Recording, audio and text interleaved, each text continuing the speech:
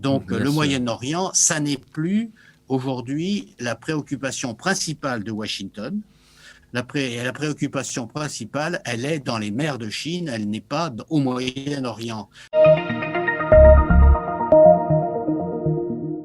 Nous nous penchons aujourd'hui sur ce que l'on peut prévoir des relations États-Unis-Israël maintenant que le nouveau président démocrate Joe Biden est installé à la Maison-Blanche. Et pour en parler avec nous en ligne depuis Paris, le professeur André Caspi. André Caspi, bonjour et shalom. Bonjour. Eh bien, vous êtes professeur émérite à la Sorbonne et spécialiste de l'histoire des États-Unis. À ce titre, vous êtes l'auteur d'une bonne quinzaine d'ouvrages sur les États-Unis, dont le dernier est paru, me semble-t-il, a été édité en 2019 et il s'intitule « La nation armée ». Alors, même si le nouveau président Joe Biden va surtout se consacrer dans les prochains mois sur les affaires intérieures américaines, à savoir la lutte contre le coronavirus et le redressement de l'économie, une question que l'on s'était déjà posée pendant toute la campagne des présidentielles américaines, en tout cas en Israël, c'était de savoir ce qui risquerait de se passer dans les relations entre Jérusalem et Washington si les démocrates menés par Joe Biden l'emportaient, et ce, notamment après la lune de miel fort idyllique entre Netanyahou et Trump, laquelle a semblé rompre de manière dangereuse avec la prudente politique bipartisane, toujours observée jusque-là par Israël dans ses liens avec l'Amérique. Or, maintenant que Joe Biden siège dans le bureau ovale de la Maison-Blanche, cette question qu'on se posait pendant la campagne ne se pose-t-elle pas avec encore plus d'acuité ? C'est-à-dire, est-ce qu'il n'y a pas un passif du mandat précédent que Israël risque de payer ? Je crois que c'est vrai, mais partiellement. C'est-à-dire qu'en fait, Joe Biden a toujours eu des relations plutôt amicales avec les Israéliens. Et Netanyahou s'est empressé, lorsque Biden a été élu, de lui adresser ses félicitations et d'espérer que les relations entre Israël et les États-Unis resteront au beau fixe. Mais il est évident que Joe Biden n'est pas Donald Trump. C'est une évidence qu'il faut quand même rappeler.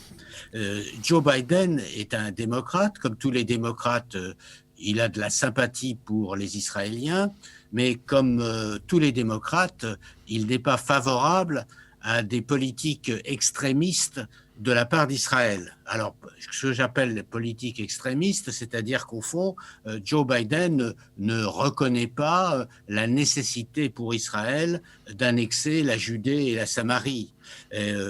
Son nouveau secrétaire d'État, Anthony Blinken, qui fait partie de ce que j'appelle le minyan de Biden, c'est-à-dire au fond l'ensemble des ministres juifs ou des sous-ministres juifs de l'administration Biden, l'a bien dit, il n'y aura pas de changement fondamental dans les relations entre Washington et Jérusalem.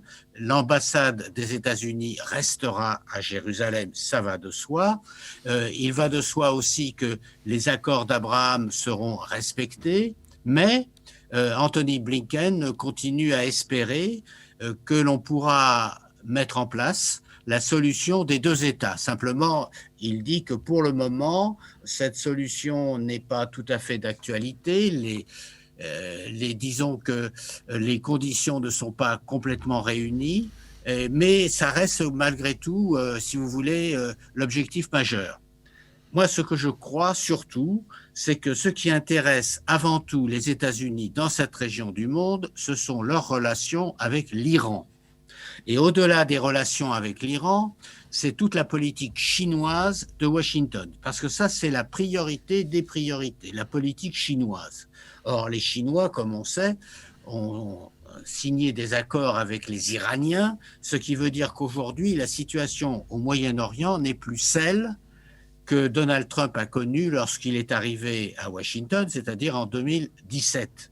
Et c'est ce qui explique sans aucun doute que l'attitude des Américains à l'égard d'Israël sera déterminée par les relations que Washington voudra bien essayer de renouer avec Téhéran. Et en particulier, l'accord de 2015, l'accord qui a été signé entre les États-Unis et puis un certain nombre de pays européens, dont la France, avec l'Iran, pour empêcher l'Iran d'accéder à la qualité de puissance nucléaire. Donc les États-Unis pensent que cet accord peut être remis en valeur. Ça n'est pas certain, mais ça introduit un élément d'incertitude, c'est-à-dire qu'aujourd'hui, il n'y a plus entre Washington et Jérusalem cette complicité totale qui existait du temps de Donald Trump avec Benjamin Netanyahou. Alors vous qui êtes un observateur, et plus qu'un observateur, un analyste très expert de la situation aux États-Unis, pour aller un petit peu plus loin, vous évoquez le dossier iranien, ne pensez-vous pas, même s'il s'agit d'un sous-ensemble, c'est-à-dire qu'il s'agit de politique étrangère, qui n'est pas la priorité de Biden, et en plus du Moyen-Orient, et en plus, effectivement, le premier dossier au Moyen-Orient pour Washington, c'est le dossier iranien. Vous avez eu raison de le rappeler, mais ne pensez-vous pas que, justement, avec l'équipe dont est en train de s'entourer le président Biden, cette équipe est très, je dirais, idéologiquement ou politiquement marquée par ce qu'on appellerait un certain multilatéralisme à la Obama, et notamment pour traiter du problème iranien, et on parlera tout à l'heure un peu plus en détail du dossier palestinien. Alors, il y a la nomination d'Anthony Blinken, et puis il y a aussi ce week-end, il y a quelques jours, je crois, la nomination de Robert Malley comme délégué américain pour les pourparlers avec l'Iran. Ce même Robert Malley qui était très investi dans justement la préparation de l'accord de Vienne du 14 juillet 2015, de ce fameux accord passé par les grandes puissances avec Téhéran sur le programme nucléaire iranien. Donc est-ce qu'il n'y a pas tout de même une opinion majoritaire qui l'emporte, c'est-à-dire que oui, l'administration américaine va tout faire pour essayer de réintégrer le traité de Vienne, avec aussi comme question qui demeure et qui est très importante pour Israël, c'est le fait de savoir si oui ou non les sanctions imposées par les États-Unis sous Trump vont être maintenues, et qui avaient quand même ces sanctions assez fortement paralysé l'Iran. Donc on est dans une grande incertitude à Jérusalem. Et est-ce que vous pensez qu'il y a lieu d'être inquiet ? Écoutez, ce que je crois actuellement, c'est que, bien sûr, Biden a fait campagne sur le thème qu'il allait reprendre la politique d'Obama et en particulier revenir à ce traité de Vienne que vous citiez tout à l'heure. Mais ce que je crois, c'est que le traité de Vienne aujourd'hui n'est plus d'actualité. C'est-à-dire qu'au fond, l'administration américaine ne tardera pas, ou n'a peut-être déjà pas tardé, à comprendre que l'Iran a progressé vers la puissance nucléaire et qu'il s'appuie, je l'ai dit tout à l'heure, sur ses relations avec la Chine pour impressionner les États-Unis et pour montrer qu'il ne dépend plus uniquement de ce traité de Vienne. La situation a changé au Moyen-Orient, et elle a changé de telle sorte que les États-Unis considèrent que aujourd'hui, il faut tenir compte de ce qu'est l'Iran. Il faut essayer, dans toute la mesure du possible, de freiner l'accession de l'Iran à la puissance nucléaire. Ce n'est pas certain qu'on y parvienne, et ça n'est certainement pas, aux yeux de Washington, par une attitude dure, sévère, rigoriste, que l'on parviendra à maintenir l'Iran là où il est. Mais il faudra trouver simplement des éléments de négociation qui permettront en somme aux États-Unis et à l'Iran de coexister dans cette région du monde, si c'est possible, et ça n'est pas certain. Mais je crois qu'il y a aussi une différence entre l'administration Biden et l'administration Trump, c'est que Biden est beaucoup moins va-t-en-guerre que ne l'était Donald Trump, et que par conséquent, c'est une ouverture plus forte vers la diplomatie aujourd'hui qu'elle ne l'était hier. Mais alors, ce qui inquiète Jérusalem, et je crois que en tant que spécialiste, vous avez évidemment suivi les derniers développements de la semaine dernière en Israël, c'est que on regarde le calendrier, on regarde aussi les données fournies pas seulement par le Mossad, mais par des services de renseignement, y compris américains, qui prouvent que, et je crois que Anthony Blinken l'a lui-même énoncé au Sénat il y a 10 jours, juste avant son entrée en poste, à savoir que les Iraniens seraient à quelques mois, on parle de 2, 3 ou 4 mois, d'obtenir obtenir la quantité d'uranium suffisante pour fabriquer une première bombe. Et donc, il y a une sorte de compte à rebours, dans la mesure où il y a une position israélienne officielle bien connue qui est répétée pas seulement par Netanyahou, mais par tous les responsables israéliens, à savoir qu'Israël ne laissera en aucune manière l'Iran accéder à la bombe atomique. Et c'était, j'allais dire, une position de principe intemporelle. Et or, maintenant, il y a un calendrier. On se rapproche d'un goulot d'étranglement, d'une sorte d'échéance.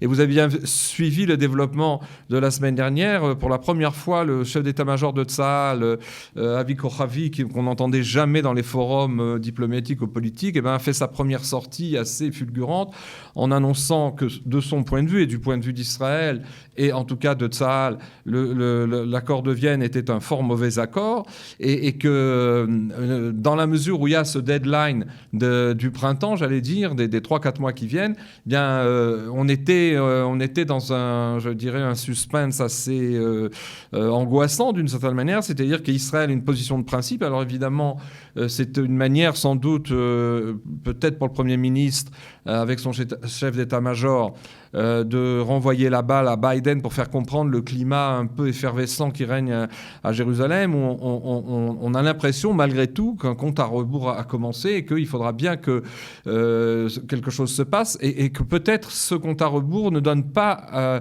tellement de temps à la diplomatie, parce que réentamer une négociation sur la réintégration éventuelle des États-Unis dans ce pacte va prendre du temps, surtout avec des Iraniens qui savent faire durer les négociations, qui sont très financiers, si je veux dire, et très manipulateurs des modes de négociation. Alors, est-ce qu'il n'y a pas là...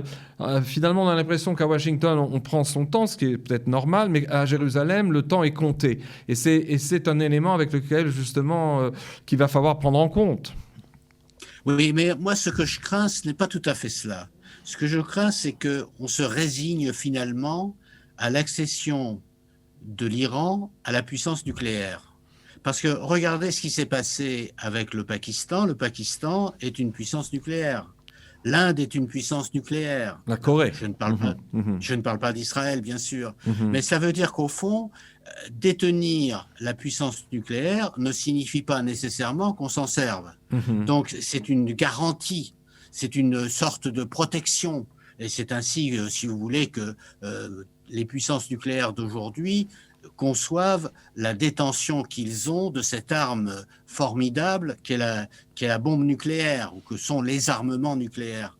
Donc moi, ce que je crains, c'est que les États-Unis, au fond, cherchent avant tout à contenir l'expansion chinoise. Je l'ai dit, je le redis et j'insiste là-dessus. C'est l'élément capital. L'expansion chinoise, elle ne se manifeste pas uniquement au Moyen-Orient, loin de là. Bien sûr. Elle est surtout active en Extrême-Orient, mais on la retrouve en Europe, par exemple avec la signature des accords financiers entre l'Union européenne et la Chine tout récemment. Ça veut donc dire que partout, la Chine est présente et c'est aujourd'hui la préoccupation principale des États-Unis. Avant tout, c'est quelque chose que Barack Obama avait entrevu, mais que Donald Trump a bien pris en main. Et ce qu'on peut dire, c'est que ce qu'il restera de la diplomatie de Donald Trump, c'est avant tout cette prise de conscience à l'encontre de la puissance chinoise. Et je crois que là aussi, il y aura un héritage de Donald Trump auquel Joe Biden ne pourra pas échapper. Et bien sûr, cela se répercutera sur la situation au Moyen-Orient. C'est évidemment ce qui me semble le plus évident. Et c'est pour cela que dès le départ de notre conversation, j'ai bien insisté sur cet accord récent entre l'Iran et la Chine, parce que cela modifie considérablement la situation diplomatique, la situation militaire, la situation politique dans cette région du monde. Alors, en ce qui concerne, vous l'évoquiez aussi tout à l'heure, la politique des nouvelles alliances qui a été initiée par l'administration Trump entre Israël et certains pays musulmans sunnites de la région. Vous disiez que, évidemment, Joe Biden allait en tenir compte. Alors, la question qui se pose plus précise, et celle que je vous pose, c'est de savoir, l'administration Biden et l'entourage du président vont-ils encourager ce processus en tentant de l'élargir éventuellement à d'autres pays, on pense notamment à l'Arabie saoudite, ou bien vont-ils geler cette politique pour un temps comme pourrait sembler l'indiquer, en tout cas c'est ce qu'on a murmuré à Jérusalem, le gel qui a été décidé en fin de semaine dernière de la décision prise par Trump en son temps de vendre des chasseurs bombardiers furtifs de type F-35 aux Émirats arabes unis. Est-ce qu'on va vers, par prudence, une sorte de gel ou quand même une progression ? Moi, je pense en effet que la décision de Washington de retarder, de reporter ou peut-être même d'annuler la vente de ces avions à l'Arabie saoudite est un élément très important dans la diplomatie de Washington. Ça signifie au fond qu'on ne va pas continuer à suivre la voie qui a été tracée par Donald Trump. De même qu'aujourd'hui, la présence américaine au Yémen avec la rébellion houtiste montre qu'au fond, Washington ne tient pas forcément la même ligne que Trump lorsqu'il négociait avec l'Arabie saoudite. Alors, est-ce que ça retardera la reconnaissance officielle d'Israël par l'Arabie saoudite? C'est possible, mais n'importe comment, cette reconnaissance, ce n'est pas moi qui vais vous l'apprendre, cette reconnaissance, elle existe dans les faits. Elle n'est pas encore tout à fait officielle, mais elle existe dans les faits. Donc ça veut dire que là, il y a une politique différente, prudente même, je dirais, de la part de Washington, trop prudente, une politique qui manque peut-être de hardiesse et qui est différente de la politique de Donald Trump. Alors, encore une fois, c'est dans la perspective d'éviter un conflit armé, parce que les États-Unis ne tiennent absolument pas à recommencer l'aventure irakienne ou l'aventure afghane. Au contraire, ils s'en retirent. Et ça signifie que de plus en plus, les États-Unis ne s'intéressent au Moyen-Orient que dans une perspective plus globale, excusez-moi de me répéter, mais dans une perspective plus globale qui comprend avant tout les relations avec la Chine. Donc le Moyen-Orient, ça n'est plus aujourd'hui la préoccupation principale de Washington. La préoccupation principale, elle est dans les mers de Chine, elle n'est pas au Moyen-Orient. D'autant plus que, n'oubliez pas que Washington n'a plus besoin du pétrole iranien. Absolument. N'oubliez pas que Washington maintenant peut compter sur le pétrole de schiste. Alors évidemment, c'est mal vu de la part des écologistes, mais Joe Biden voudrait quand même avoir une image plutôt favorable de la part des écologistes. Mais il n'empêche que l'indépendance énergétique des États-Unis ne dépend pas aujourd'hui du pétrole du Moyen-Orient. Et par conséquent, cela explique sans doute aussi ce désintérêt progressif de Washington à l'égard de cette région du monde. Oui, vous avez raison de le souligner, ça avait commencé déjà sous Obama, qui avait jeté un œil sur ce qui se passait en Asie, qui avait d'ailleurs décidé au niveau budgétaire de renforcer la présence militaire américaine dans la mer de Chine. Et donc ce processus était commun, comme vous avez eu raison de le souligner, à la fois à l'administration Obama, puis à l'administration Trump. Enfin, pour conclure, il nous reste un peu moins de 2 minutes. Une brève question sur un autre dossier dont on parle moins, mais qui préoccupe pas mal Jérusalem, ce sont les relations entre les États-Unis et la Turquie. On sait que le président turc Recep Erdogan redoute à ce point les positions du Parti républicain américain qui critique par principe les nombreuses violations des droits de l'homme par son régime, et bien que Erdogan a amorcé voilà plus d'un mois un virage à 180 degrés, comme vous le savez, avec Jérusalem, en préconisant, curieusement d'ailleurs, et de manière assez suspecte, une relance des liens de son pays avec Israël. Quelle est donc, selon vous, en quelques mots, la position de Biden dans ce dossier du lourd contentieux avec la Turquie? Surtout qu'on n'a pas le temps de développer, mais les auditeurs savent qu'à part les droits de l'homme, il y a aussi le fait que la Turquie, qui est censée être un membre de l'OTAN, s'est procuré un système de défense anti-aérien chez les Russes, S-400, qui est très perfectionné. Et puis surtout, que pour aider l'Iran à contourner les sanctions américaines, Ankara a fait agir 2 grandes banques turques qui ont enfin finalement blanchi de l'argent iranien et qui ont aidé Téhéran, ce qui n'a pas beaucoup plu à la justice américaine. Alors comment ça va se passer d'après vous entre Ankara et Washington? Je crois que vous avez résumé fort bien la situation, parce que les relations entre Ankara et Washington sont aussi les relations avec Ankara et Moscou. C'est-à-dire que là, on en vient, si vous voulez, un peu à la préhistoire des relations internationales. Pendant très longtemps, ce qui préoccupait avant tout les États-Unis, c'était leurs relations avec l'Union soviétique et ensuite avec la Russie. Bon, aujourd'hui, c'est moins important. Et par conséquent, la Turquie constitue pour Washington certainement un élément difficile à déterminer parce qu'on ne sait plus très bien dans quel sens va Erdogan.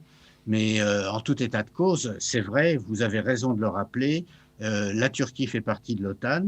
Et parce que la Turquie fait partie de l'OTAN, ça signifie que toutes les puissances européennes qui, elles, sont aussi membres de l'OTAN, c'est-à-dire notamment la France et l'Allemagne, doivent tenir compte de cet élément, ce qui veut dire que là, on entre dans un domaine particulièrement difficile à discerner, difficile à analyser, parce que c'est un domaine dans lequel les principaux acteurs agissent de manière souvent imprévisible, c'est le cas d'Erdogan, et en conséquence, on ne sait plus très bien, je pense, à Washington, dans quel sens il faut aller. Mais il est évident que Washington n'a pas lâché la Turquie au temps de Trump, et je pense qu'au temps de Biden, les États-Unis ne lâcheront pas davantage la Turquie, c'est-à-dire que cela fait partie, en somme, d'une sorte de présence américaine dans cette partie de l'Europe et de cette partie de la Méditerranée,